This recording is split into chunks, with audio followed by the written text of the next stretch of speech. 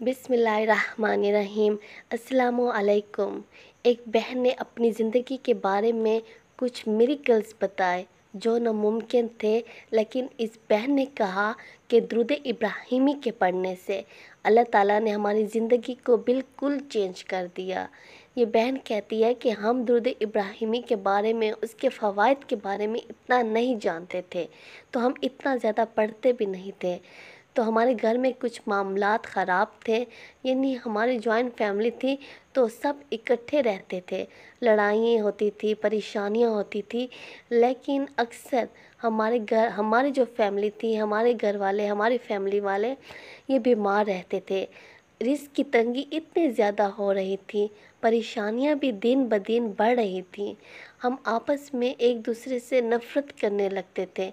कुछ समझ नहीं आती थी कि आखिर बात क्या है, लेकिन लड़ाइयाँ बहुत ज़्यादा बढ़ती जा रही थी। ज़िंदगी की सबसे बड़ी नेमतों में से एक है दिल का सुकून, लेकिन आज के दौर में यही चीज़ सबसे कम नज़र आती है। इंसान के पास कुछ भी है, यानी सब कुछ है, दौलत भी है, इज़्ज़त भी है, शोहरत भी है, मगर दिल बेचैन है। यही वो कैफियत है जिसका इलाज दुनिया की किसी दवा में नहीं, बल्कि सिर्फ़ एक अमल है, और दुरूद शरीफ। तो ये बहन कहती है कि आखिर हमारे मामलात यहाँ तक बिगड़ने लगे कि अम्मी अब्बू इतने ज़्यादा बीमार होने लगे।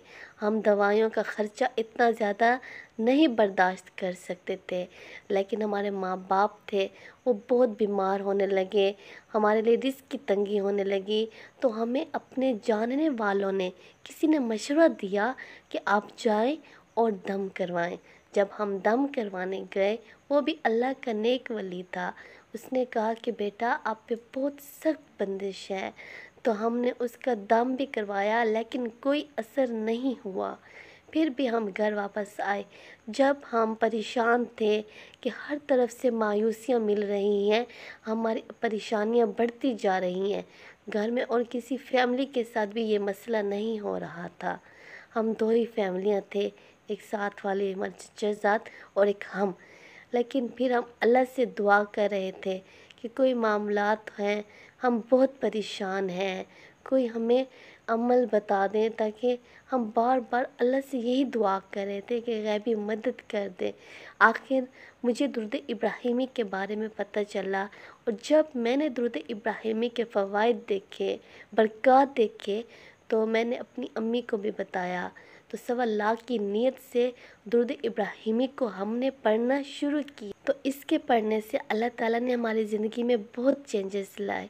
अभी 1.25 लाख हमने मुकम्मल भी नहीं किया था, लेकिन अल्लाह ताला ने हमारे रास्ते खोलते गए।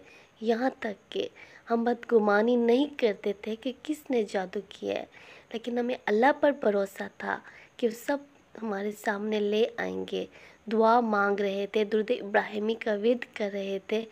तो ऐसा कमरा जहाँ हम रूटीन के साथ नहीं जाते, हमारी अलमारियाँ, हमारे कपड़े वहाँ पे पड़े हैं।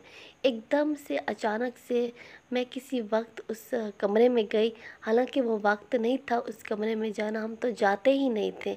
तो हमारी चच्ची जो थी, वो उस अलमारी के साथ ठहरी हुई थी। कहती हैं कि सफ़ेद कागज़ की चिट्ठियाँ जो थी उसके हाथ में थी, और उसने फ़ौरन से छुपाया। मैंने उनको ये एहसास दिलाया कि मैंने आपको नहीं देखा, आपके हाथ में सामान को नहीं देखा, लेकिन वो फ़ौरन से भागी। जब मैंने अपनी अलमारी खोली, अपनी अलमारी के एक एक कपड़े खोला, तो उसमें से मुझे कुछ सामान मिला। कुछ छोटी छोटी सी चिट्ठियाँ थी, वो मैंने सारी उठाई और अपने अब्बू लोगों के पास ले आई। तो उसमें सारी हमारी बर्बादी, हमारी बीमारियाँ, हमारे लिए परेशानियाँ, रिस्क की तंगी के बारे में लिखे हुए थे। हम बहुत ज़्यादा परेशान हुए।